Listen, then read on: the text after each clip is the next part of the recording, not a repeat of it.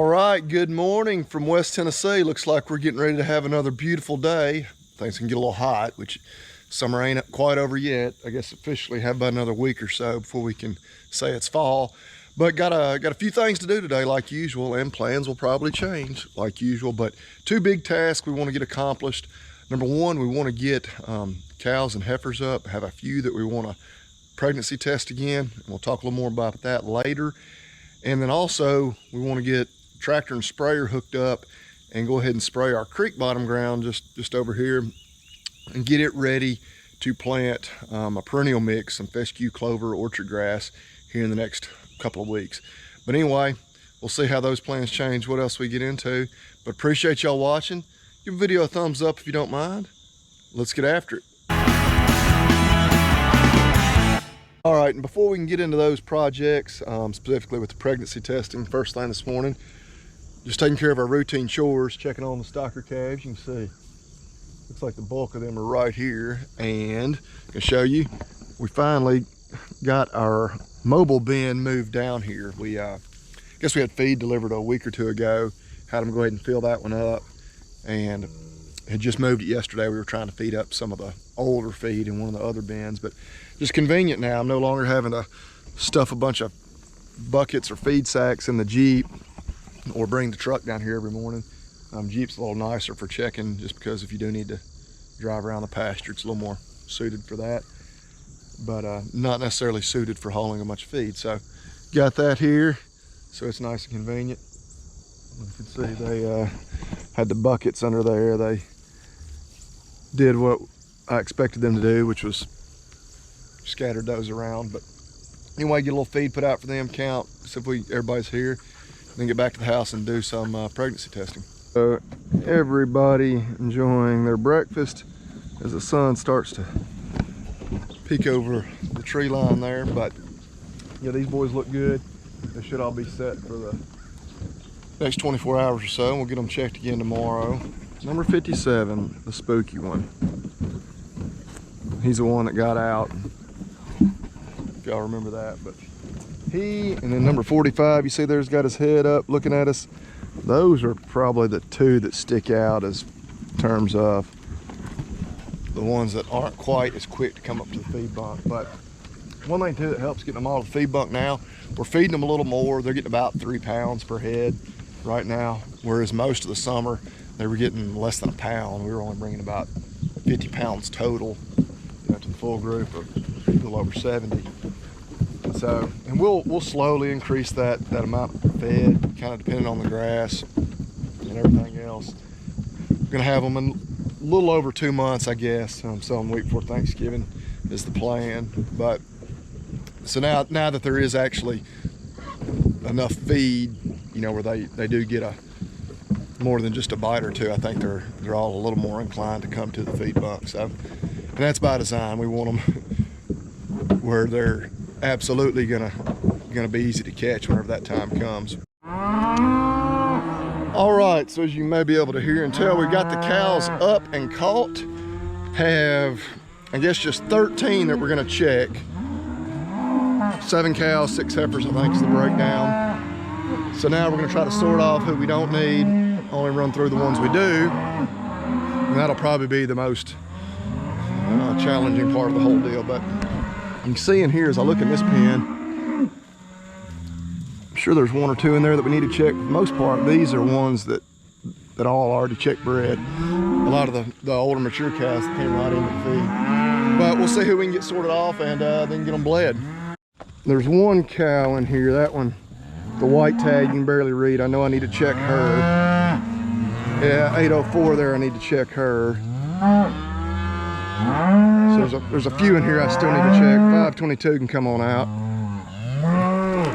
You gotta stay, baby. So just as I look, there's 1, 2, there's 2 in there that need to be checked. Oh, I've double checked my numbers, but I think the other 3 can come on out.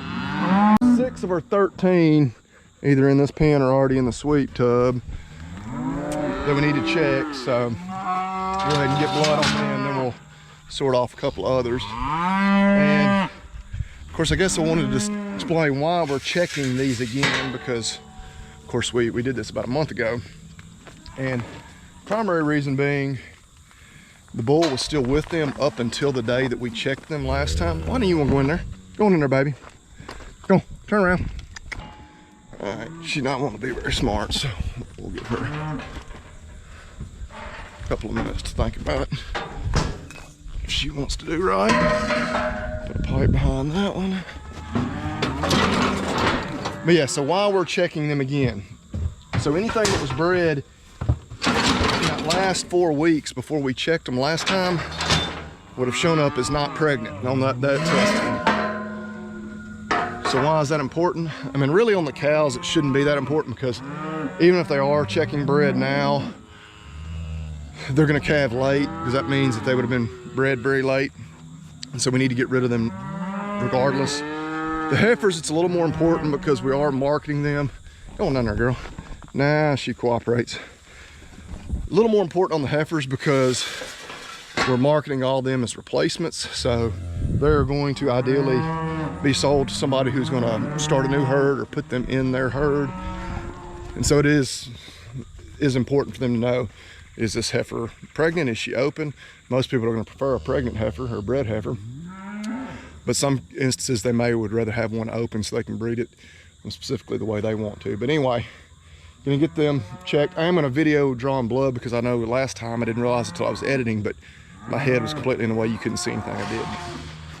Get blood drawn from these 13 ladies and then move on to our next task. All right, so using a vacutainer tube, set up just like this, just drawing from our tail vein. So vessel running right there along the midline.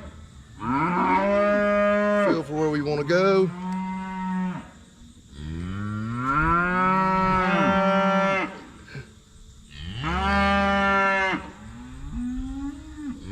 There it is. Let the tube fill up. That's more than enough. That's it, simple as that. All right, so we'll let her be on her way. Move on to the next one. Woo! It is warming up. So I don't trip and fall. But that is 7 actually that have gotten bled. So 6 more to go. And we'll be done with this job, which, yeah, it's hot. So open this gate up, swing around here and see who else we can get sorted in here. Let's see if we're gonna cooperate and go at getting this pen up here. That lightest colored one that's turning around there, as you can see, she's a little bit on the spirited side. And she is one that we need to get checked. Okay, we're gonna shut this up and get them in there. One, got just a little bit of an eye lesion there. You see it has been draining actively a little bit on that side of her face. That eye looks good. But so we're gonna give her a dose of antibiotic while we got her caught. She was one we had to test anyway, so we'll do that. Whew. Saved maybe the most spirited one for last. She actually got through the chute on me once. I ran her back into the barn. We just drew blood on her standing right there. She's not letting step up. And I actually did a few like that where didn't even catch her head, just drew it from in the alley. Get that tail up, they stand still. So we're gonna open this. Of course, there's a calf in there with her. Need to. Got a few still caught over here that we need to let out. There she exited. Oh, me. She is for sale. Hit me up in the messages if you're interested, or in the comments, I guess I should say. Drop me a message. Which she's like almost all these Brahma cross heifers. A couple of them are real gentle even in the pen, but most of them super gentle, out on pasture. Come right, I mean, Hector called them no problem this morning. I could catch them again this afternoon, I'd bet you, if I needed to. But you get them in a pen, get a gate shut behind them, the disposition gets a little wild very quickly. But done with this job. Took us about an hour. I am hot, you can probably tell. We're gonna go get that blood in the refrigerator and then go get a tractor and a sprayer and get that creek bottom sprayed. So we got those samples packaged up, dropped off at the post office, so they're headed to the lab. Have results here in about 4 or 5 days. So I'm gonna borrow my brother's tractor, gonna unhook it from his bush hogger clipper, hook it onto the sprayer. My tractor is finally in the shop. I found a guy that could work on it, and so he's gonna replace that AC compressor. We'll have air conditioning. But I think he's probably working on it today. We dropped it off over the weekend. But anyway, so we're gonna borrow his tractor. Coincidentally, I would actually use his tractor to spray in the spring as well. I've never even hooked my tractor up to the sprayer. But yeah, so thankfully his tractor's right here. He's gonna let me borrow it. We'll get that spraying done. Should have mine back by the time that grass is good and dead and we're ready to hit it with the disc. So we got our first tank mixed up. Got about 200 gallons in here. Yeah, it's a 300-gallon tank on there, but we're gonna need about 400 gallons to get over everything. The rate we're doing it. So I filled up twice anyway. So just get over about half that ground, about 10 acres. Gotta put a little air in a tire. See there and how we've got it. Pull that one's a little low. Need to stand on up there like that one. But get this sprayed. Yes, and if you watched our video one back in the spring, we'd use the same sprayer at Boomless. Tip there, it puts out a stream, and I'll try to get some video of it. We're out there, you know, about, I guess about 30 feet wide, 30, 35, something like that. We'll overlap just a little. Make sure we get a good kill on everything. Just gonna try to terminate everything that's growing out there right now. Then give it a few days, maybe a week or so, to get a good kill, and then hit it with the disc. Just get that ground ready where we can really set that fescue and orchard grass and clover up for success. Getting it established. They're calling for a little bit of rain possibly over the next 3 or 4 days, a little bit of a chance every day, it looks like. You can see it's really kind of clouding up now. There wasn't a cloud in the sky this morning, but and we'll be happy for that because it is super dry. Our perennial pastures that we're still grazing with the cow herd and with our stocker steers could use a little drink of water. And this bottom ground's dry enough, especially we're gonna disc it up. It's gonna dry it out even a little more.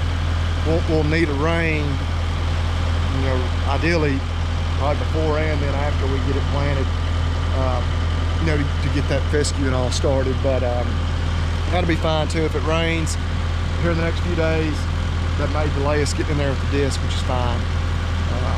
Today's Monday. Kind of tentatively had thought might be able to disc it this coming weekend. We'll have some more time off, but if it's the week after, that'll be fine too. So we had noticed a little problem. We've gotten over a little bit of ground. We're making another round here in this next field, and look back and we weren't spraying. And I've already put it back on there now, but the roller pump was just completely off. So PTO, of course, was turning there. What it looks like, of course, you can see a little groove there. Those little bolts that tighten up, hold it, looked like they just, maybe they never were tight because the sprayer's really new, or they had just with vibration and loosened up a little bit. So luckily it doesn't look like it tore anything up, nothing damaged. We saw it very quickly. Get that back on there, go, looks like we need a little hex head driver, a little Allen wrench, can tighten those back up and keep rolling. All right, so see if we can get those tightened down and get this thing secured where it will not do that again. That is it.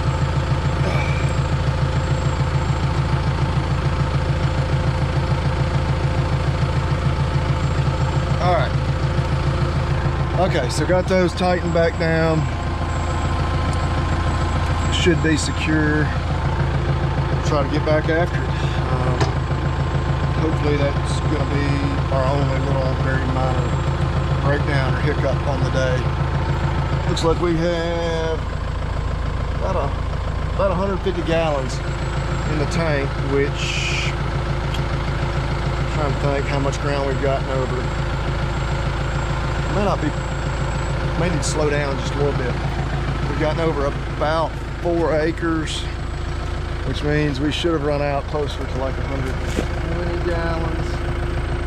So maybe just slow down our ground speed just a bit so we're putting down the correct amount of chemical per acre. And as you can see, really clouding up. It looks like it's threatening to rain. Just check my phone, it says 7% chance, so I don't know. It says it isn't going to. The radar just shows some like super scattered stuff south of us, and that is looking back south, but I don't know, it would make sense that we've missed all these 80 and 90% chances of rain over the last 2, 3, 4 weeks, and then you catch a rain on a day like this. But I'm not gonna get mad about it raining when it's so dry, but it would be a little frustrating for it to start raining right here while we're trying to spray or soon thereafter. But anyway, I'll try to show you some. Turn around, you can see kind of out the back glass there, coming out of that boomless nozzle or tip. I'll open up the glass here in a second. It'll be a little louder, but let you see without having to look through the dirty windshield. Yeah, so there you make a little better appreciation of how wide it sprays. You can probably see, just looking at the ground there, just as probably one of the more bare spots, but I had them graze it back really close, let them graze it for longer and back a little closer than we would have under normal circumstances, primarily just because we don't have a lot of grass, period, right now, between the dry conditions and the army worms we dealt with a month or so ago. And so I just wanted them to get everything they could off of this and hold them off the other pastures as long as we could, because we knew we were just gonna come back in here, kill all this anyway before we replant it. They did a pretty good job. There's very little grass still out here, but we were kind of in a situation where, you know, we wanted to go ahead and get that fescue clover orchard grass mix planted. They tell us our ideal planting dates are September 1 through October 15. So we're right here 13th of September, so looking at probably next weekend or the next before we're really going to have a chance to get it planted. So couldn't have left them out here much longer anyway, not doing it the way we wanted to, in terms of getting sprayed, letting us get a few days to get a good kill, then hitting it with the disc, just make a better seed bed for those grasses to really get established, and then coming in here with that planter. And I think we're going to use that no-till seeder, means that we're going to disc it. If we weren't going to disc it, we would probably go get the drill and use it, but we're going to say, hadn't totally decided yet. Got another week or two to make a final decision there. Talk for just a second about why we're doing what we're doing with our grasses, going a different direction. And one of the big reasons is just doing the annual rotation. We've never had just a super great stand. We had really good, probably better stand with the Sudex these last couple of years than we did. We tried millet the year before that. Actually, Teff that we had, I guess in 2018, may have been the best stand of all of them. The Teff was just a little more of a pain to get established. You had to, the ground has to be really hard, cultipact, very clean seed bed, so you really needed to till it and cultipact it, which is a little more labor intensive. And then even with us doing like we have been, like back in the spring, no tilling that Sudex in, you still, by the time you spray it, you know, to kill everything, you know, get it ready, burn down, and then drill it, you spend 2-3 days each spring doing that. You're not even counting, you know, any fertilizer on it, which will still be fertilized the perennial pastures. But it was kind of just from that perspective of spending 2-3 days each spring, then again in the fall to get a winter annual planted was just getting to be a little much, you know, especially when this is kind of our side hustle, not my primary job or source of income. So the perennials make it a little easier. It'll just be, you know, fertilizing it when we need to, and then, you know, we still may do some selective spraying to control weeds, which with us having clover in here, we'll be careful. You can't spray a lot of things to control your broadleaf weeds of that clover, but that's kind of the main reason. And one, that the annuals haven't done just quite as well as we would have hoped, and then two, just from, you know, a time and logistics, you know, angle, just not having quite the free time to get it all done like it needs to be. Got the water running, filling this thing up for the second time, for the last time. Got our chemicals ready. We're gonna dump them in there here in just a minute, have that last tank mixed, be ready to go, and then wait on that stuff to die over these next few days. So today's Monday. The next chance, or the earliest chance I'll have to do anything else with it in terms of hitting it with the disc would be Saturday or Sunday. So, and I don't know how quickly we're gonna get a kill on that. We'll just have to watch and see. But I would rather let it be good and dead before we start trying to disc it, make it work out better. But looks like the rain's probably gonna hold off. It does look, whoa, if I don't drop the camera, pretty threatening back that way. But I'd be really surprised if it did anything. Maybe here over the next few days, though, we wouldn't be disappointed by that. But appreciate everybody watching. In our next video, almost certainly, weather permitting, be discing up that bottom, then getting it planted, maybe even all on that same one. But appreciate everybody watching. Appreciate you giving it a thumbs up. Keep coming back, ask questions. We enjoy that. Leave us a comment. But as always, we remind you, eat beef and God bless.